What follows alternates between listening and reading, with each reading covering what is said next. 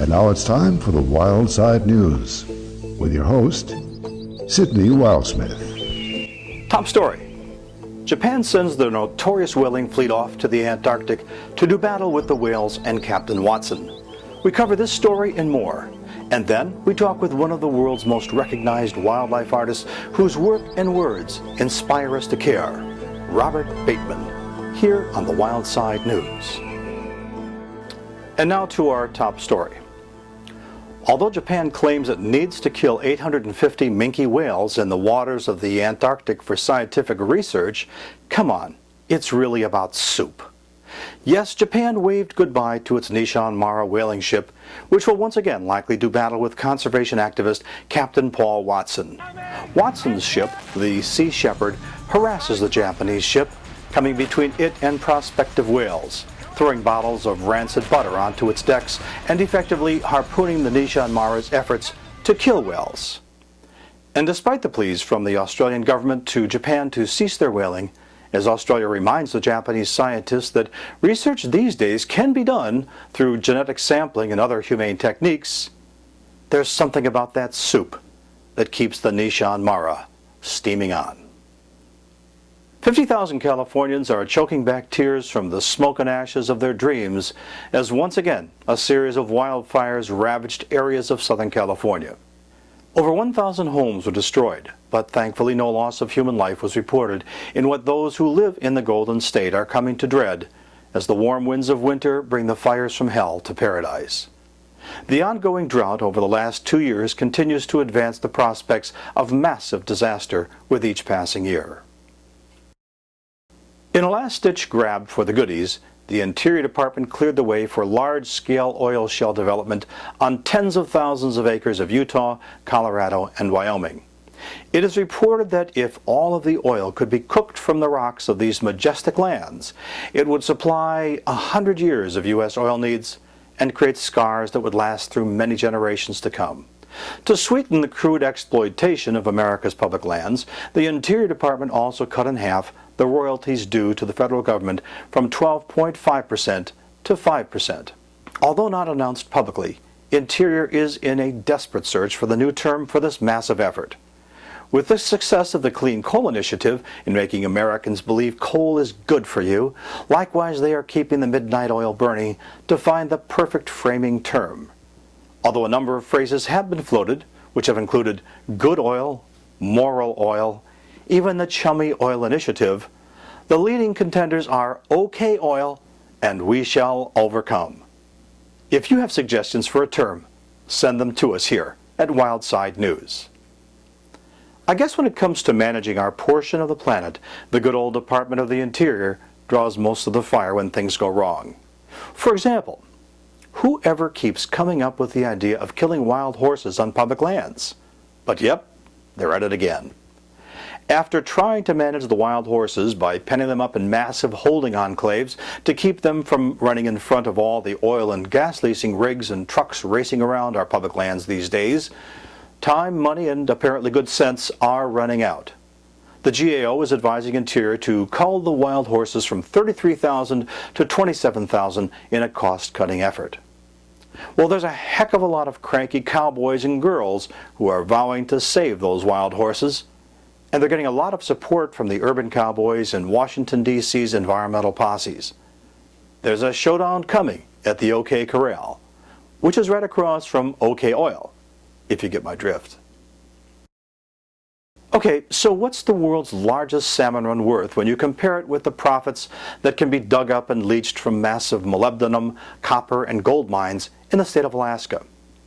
Well, according to the Bureau of Land Management, as it released its Pebble Project plans to open 1.9 million acres near Bristol Bay and adjacent Good News Bay to development.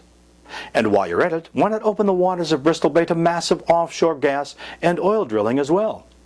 Okay, says the Bush administration, with no apparent opposition from the environmental governor of Alaska, Sarah Palin. Just makes good sense. Okay.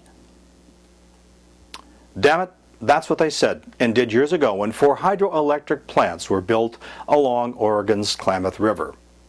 But damn it, when a tug of war between agricultural interests that need water to grow crops and salmon, which need water to get home and breed and grow more salmon, erupted in 2002, well, the salmon lost their lawsuit. The waters were given to the farmers, and 70,000 adult salmon died for lack of water.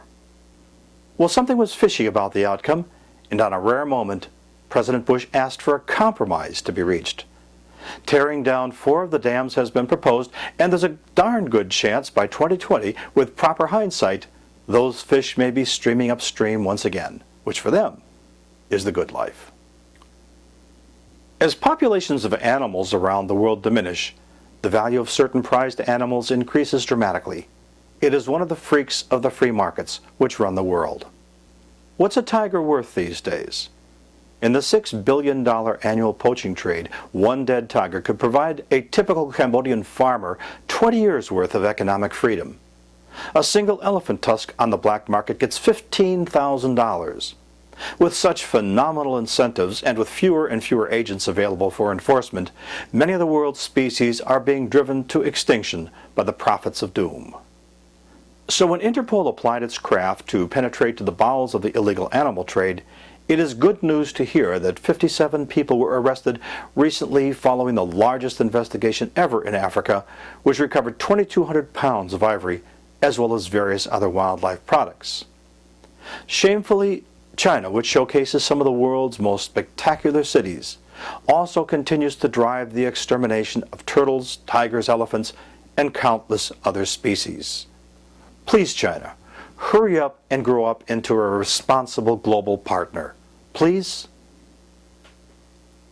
Where do you hide an aircraft carrier? Or better yet, where do you hide a supertanker the size of 3 aircraft carriers? That's the dilemma facing the pirates who have hijacked 3 ships, including $100 million worth of oil, sloshing about in the belly of a huge tanker racing full steam ahead to the pirate haven of Eel in northern Somalia. By hook or by crook, these oil hombres intend to enlarge their largesse by demanding a huge ransom.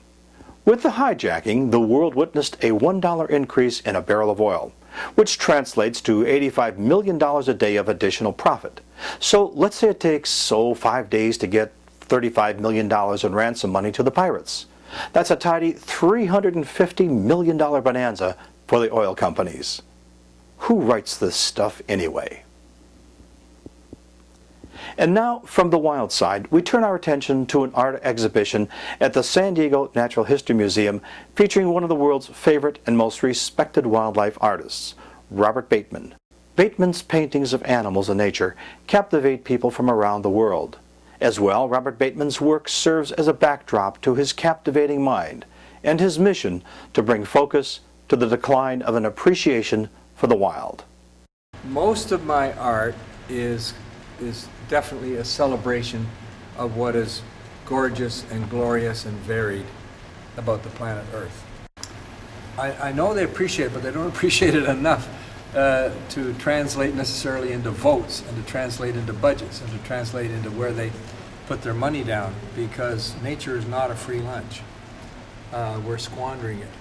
There's an elder, a native elder, who say, in the old days, we used to go to fish. My grandfather was taking me fishing on fishing grounds whose names were 5,000 years old.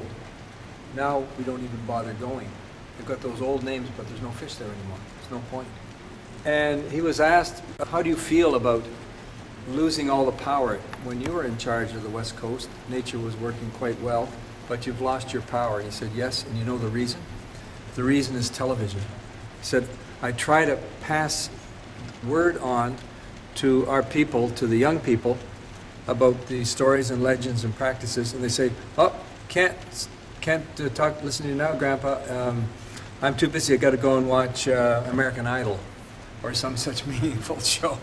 And so I've got a TV antenna here, right there. And his back is turned on the TV antenna with a kind of a scornful look in his face. We'll hear more from Robert Bateman in next week's show. This is Sidney Wildesmith, inviting you to join us again next week when your Voice of the Earth rings out around the world, here on the Wild Side News.